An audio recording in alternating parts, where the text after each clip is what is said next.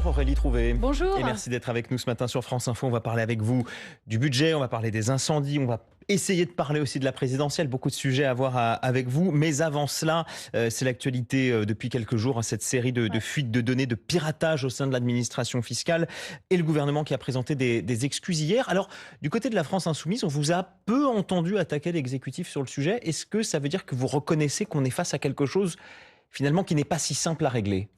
Alors écoutez, d'abord on a alerté très rapidement et bien avant tout le monde d'ailleurs, parce que dès 2024, mon collègue Adrien Clouet avait demandé une commission d'enquête justement sur la cybersécurité, sur le fait de protéger les données des agents. Ça n'a pas été retenu malheureusement cette commission d'enquête parlementaire. Et puis non, je crois que vous vous trompez. Au contraire, nous demandons, nous exigeons des moyens.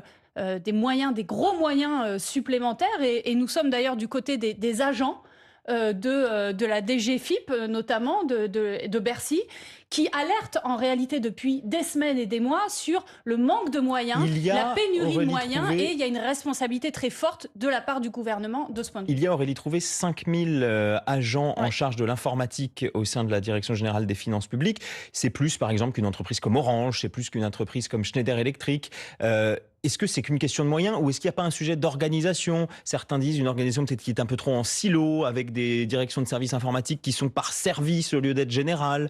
Alors, je vous assure, d'ailleurs, les syndicats des agents alertent depuis très longtemps. Il y a un gros problème de moyens parce qu'on a des risques, des dangers supplémentaires. Il faut comprendre qu'on n'est pas comme dans une entreprise, c'est que là, ils gèrent l'entièreté des données fiscales, patrimoniales des gens. Et d'ailleurs, ce qui est arrivé est très grave, hein, vous le savez, puisque il y a des centaines de milliers d'entreprises, de gens, avec maintenant des données fiscales, des données individuelles qui sont maintenant dans la nature et qui sont en vente par des pirates informatiques. Et vous savez le risque derrière, hein, c'est qu'en fait, il y ait des malveillants, évidemment, qui essayent avec ces données de vous extorquer, de vous arnaquer, de vous extorquer de l'argent, tout simplement. Donc c'est extrêmement grave ce qui vient de se passer. Et je le redis, il y a eu des alertes depuis des semaines et des mois au niveau de Bercy. Et ce qui est grave aussi, oui. C'est uniquement un problème de moyens parce que c'est un phénomène qui touche toute l'Europe, qui touche les administrations, qui touche les entreprises. On lit que côté la France Insoumise, un pirate a revendiqué mi-mai le vol sur le réseau social Action Populaire de 120 000 adresses e-mail et 20 000 numéros de téléphone. C'est donc aussi un problème qui peut toucher les partis politiques ou les associations militantes. Ça touche tout le monde, mais le problème, il est que le gouvernement n'est absolument pas à la hauteur, n'a pas compris le danger, notamment les données de la CNIL, les données... mais pardon, mais quand on voit que ça vous arrive aussi, on imagine que vous mettez les moyens, donc et pourtant ça vous arrive. Mais c'est à l'État de protéger les citoyens. Or, par exemple, les données de la CNIL ont été, les moyens ont été réduits. Tous les moyens qui sont aujourd'hui au niveau public pour protéger ces données, n'ont pas été renforcés, alors que les dangers sont supplémentaires. Et je vais dire une chose aussi, ce qui est très grave là, dans l'affaire spécifique, c'est que soit Bercy a menti, parce que normalement, dès le mois de juin, les données ont été volées. Et donc, soit Bercy ment et dit qu'ils n'étaient pas au courant, soit Bercy est incompétent. Mais dans les deux cas, c'est extrêmement grave. On va peut-être quand même, parce que l'accusation que vous portez est quand même assez grave, on va préciser ce qui est dit.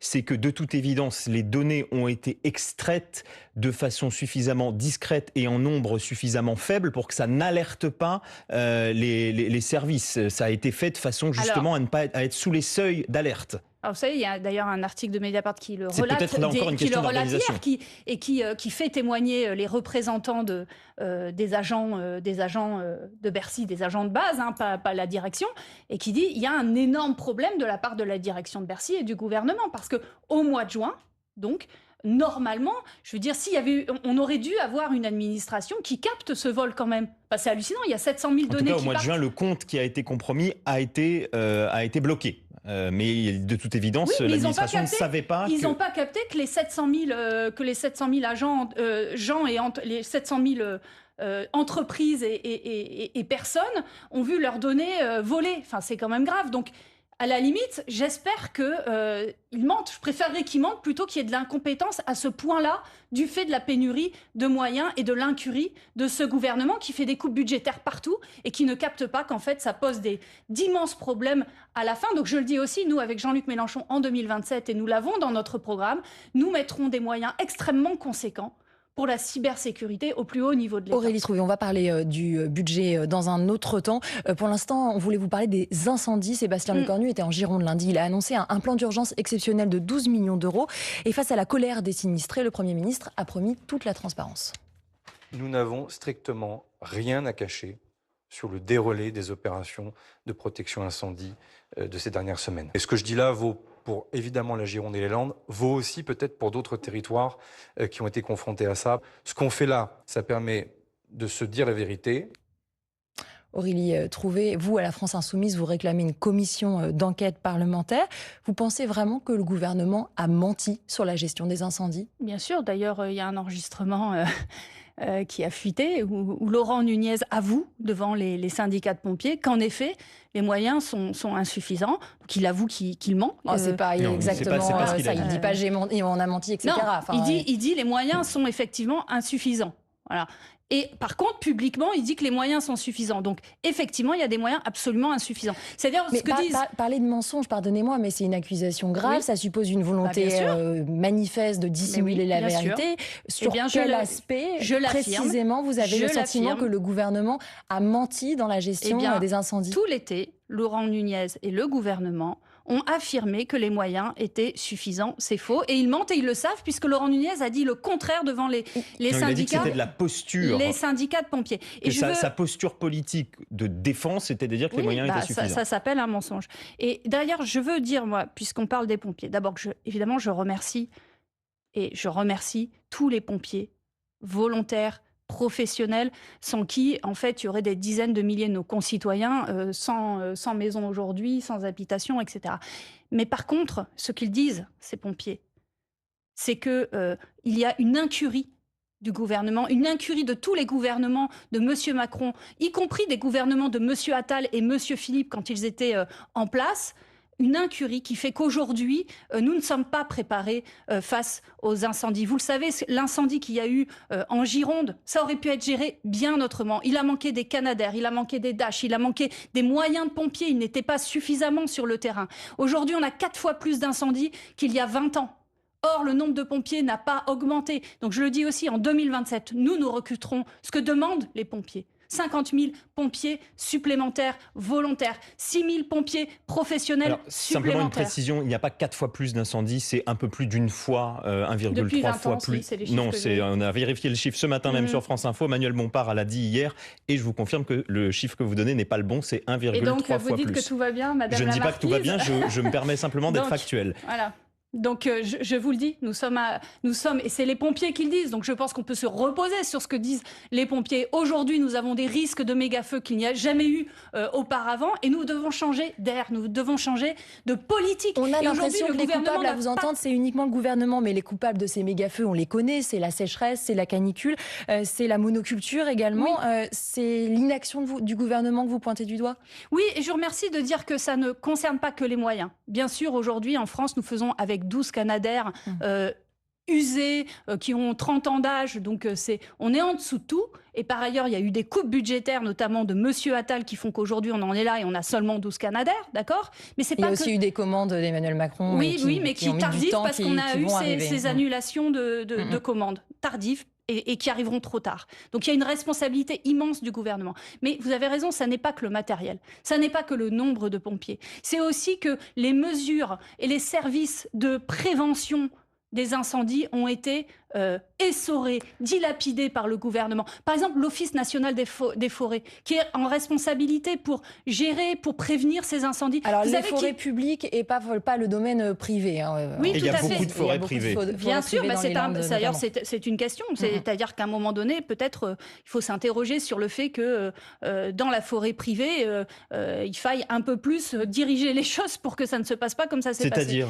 Alors, j'y arrive. D'abord, l'Office national des forêts, qui gère les forêts publiques, premièrement, manque de moyens. Il y a eu un agent sur 8 qui a été supprimé, d'accord, en 10 ans de M. Macron. Et ensuite, il faut repenser toute la politique, il faut planifier, d'accord ?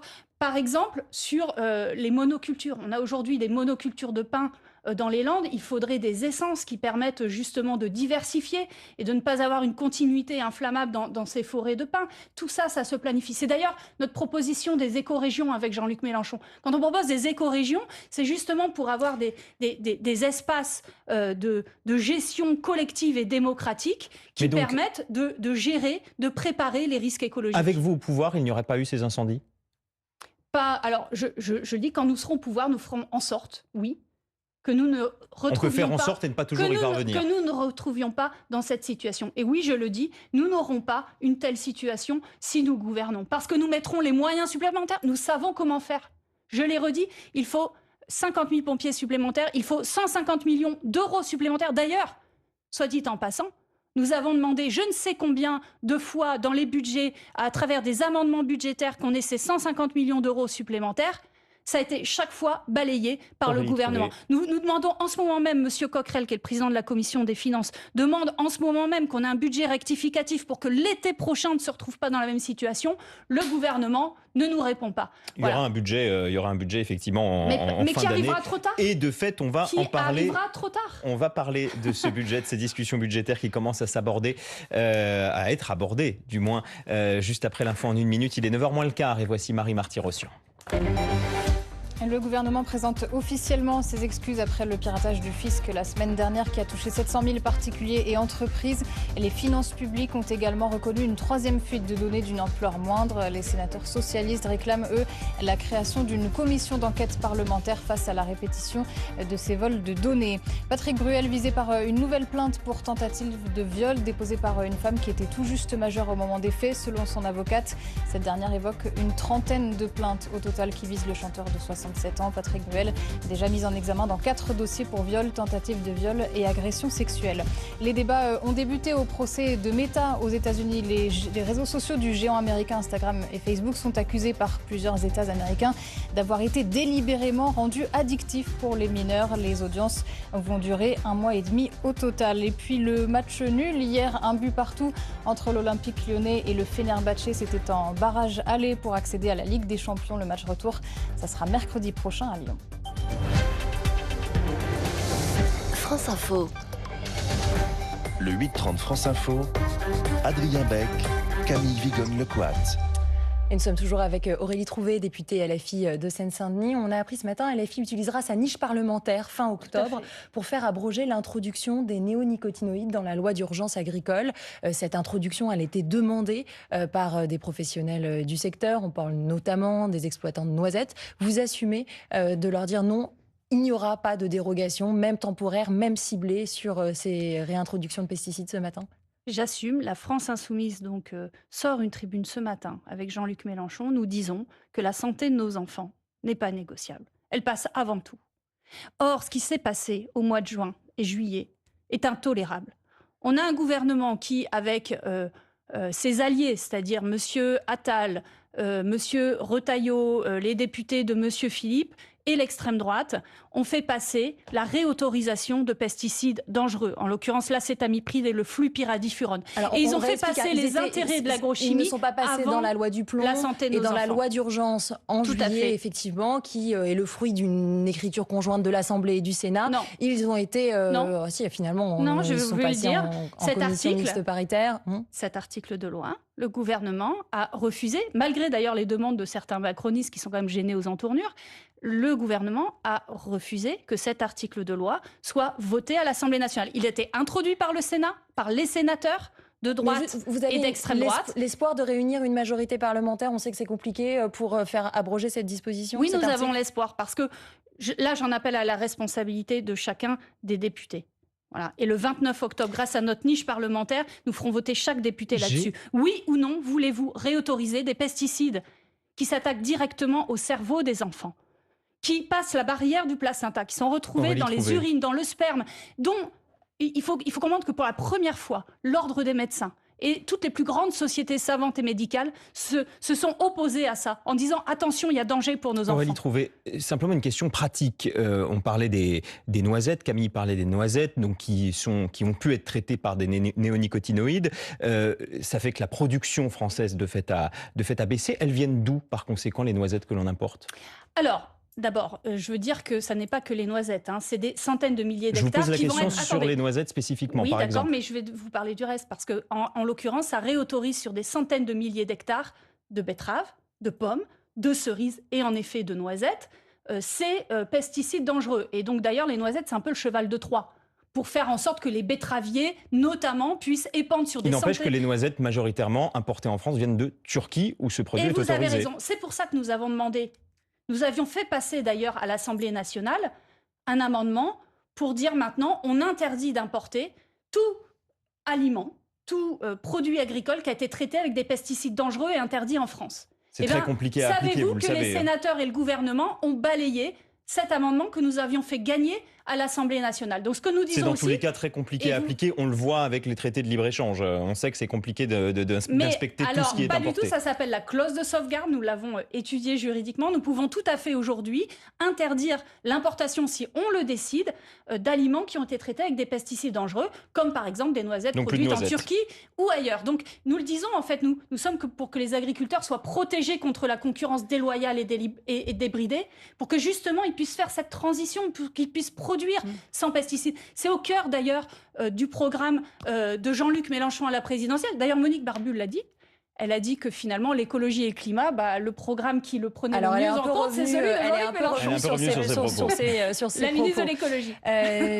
Pour l'automne, ça sera donc votre niche parlementaire, mais ça sera aussi évidemment les débats sur le budget. Jean-Luc Mélenchon a une idée concernant la dette qui sera le sujet de l'automne. Effacer l'ardoise de 600 milliards d'euros de la dette de France. Il cible 18% de la dette que détient la Banque de France. C'est pas toute la dette, c'est cette partie-là. Il propose, je cite, de les foutre au feu. Personne ne s'apercevra jamais que ça a disparu, c'est ce qu'il a dit en juin lors d'une conférence. Aurélie Trouvé, vous êtes économiste. Est-ce que c'est si simple de brûler la dette ? Alors d'abord, je suis économiste et beaucoup d'économistes sont sur cette position. D'abord, c'est que nous pouvons tout à fait faire en sorte, entre guillemets, de geler, de congeler la dette que détient la dette française, que détient la Banque centrale européenne. Ça suppose de violer les traités européens qui interdisent les banques centrales de se financer. C'est ce que disent aussi beaucoup d'économistes et beaucoup de juristes. Parce qu'ils n'ont pas compris notre proposition. Et vous y pensez compris des aussi économistes qui ne vous sont pas défavorables. Oui, d'ailleurs. mais parce qu'ils n'ont pas compris notre proposition. Nous non plus, on ne comprend pas, par exemple, comment les détenteurs de titres français, d'autres titres français, pourraient considérer que c'est un signal rassurant et ne pas augmenter significativement les taux d'intérêt. Aujourd'hui, ces titres, c'est la Banque centrale européenne qui les possède. Oui, donc, mais ça aura forcément un impact. Alors, ce que nous disons, Jean-Luc Mélenchon dit ça n'aura aucune conséquence. Non, ce que nous disons, c'est que la Banque centrale doit congeler, c'est-à-dire faire en sorte que cette dette devienne à taux nul et perpétuelle, ce qui revient finalement à annuler, puisqu'elle est gelée perpétuellement, si vous voulez. D'accord ? C'est un jeu d'écriture. Non seulement ça, mais nous disons aussi que la Banque centrale européenne, et là par contre vous avez raison, là par contre c'est une rupture avec les traités, devrait pouvoir prêter directement aux États, comme le font bien d'autres banques fédérales. Ce que je veux vous dire aussi, c'est qu'en fait la Banque centrale européenne nous fait tirer un coup de fusil dans le pied des pays français, des pays européens. Ce que je veux dire, c'est qu'aujourd'hui, bien d'autres banques fédérales ont compris qu'il fallait soutenir... Lesquelles ? Par exemple, aux États-Unis, voyez-vous, la Banque fédérale américaine est en train, au contraire, de racheter de la dette publique américaine et de faire en sorte de sortir la dette publique des griffes des marchés financiers. Et ça, c'est au cœur de notre programme. Nous voulons définanciariser la dette publique. Nous voulons faire en sorte que l'État français ne soit plus soumis au chantage de la dette. Et pour ça, par exemple, nous proposons que les banques publiques françaises détiennent une partie de la dette publique. D'accord. Nous proposons par exemple aussi que nous ayons un contrôle de la finance qui permette que ces financiers n'aient plus la main mise comme c'est le cas aujourd'hui sur les décisions de l'État français. C'est tout à fait possible et c'est au cœur, je le redis, de notre programme pour 2027 avec Jean-Luc Mélenchon. Merci Aurélie Trouvé d'avoir été avec nous ce matin sur France Info, députée LFI de Seine-Saint-Denis. Merci Camille Vigonne-Lecoat du Nouvel Obs. Restez sur France Info.